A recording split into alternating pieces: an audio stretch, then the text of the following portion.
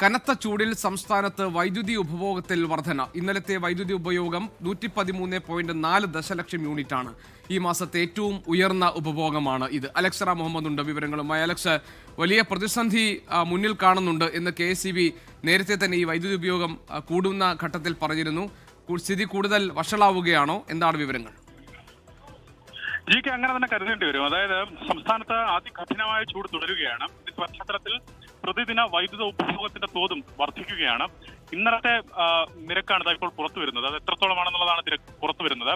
ഈ മാസത്തിലെ ഏറ്റവും ഉയർന്ന വൈദ്യുത ഉപഭോഗമാണ് ഇന്നലെ, അതായത് വ്യാഴാഴ്ച ഉണ്ടായിരിക്കുന്നതെന്ന് KSEB അറിയിക്കുന്നു.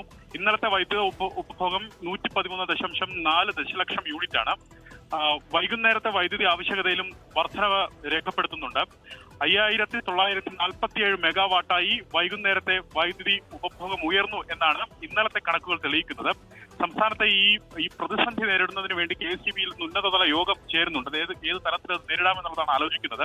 നിലവിൽ സംസ്ഥാനത്ത് വൈദ്യുതി നിയന്ത്രണം ഏർപ്പെടുത്താൻ ഉദ്ദേശിക്കുന്നില്ല എന്ന് മന്ത്രി K കൃഷ്ണൻകുട്ടി കഴിഞ്ഞ ദിവസം പറഞ്ഞിരുന്നു.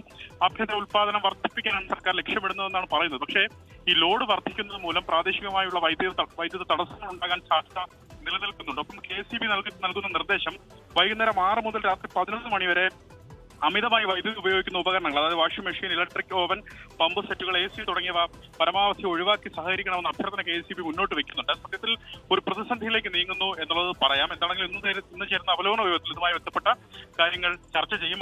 അത് പരിഹരിക്കുന്നുള്ള അല്ലെങ്കിൽ അത് തരണം ചെയ്യുന്നുള്ള നടപടി സ്വീകരിക്കുകയും ചെയ്യും. TK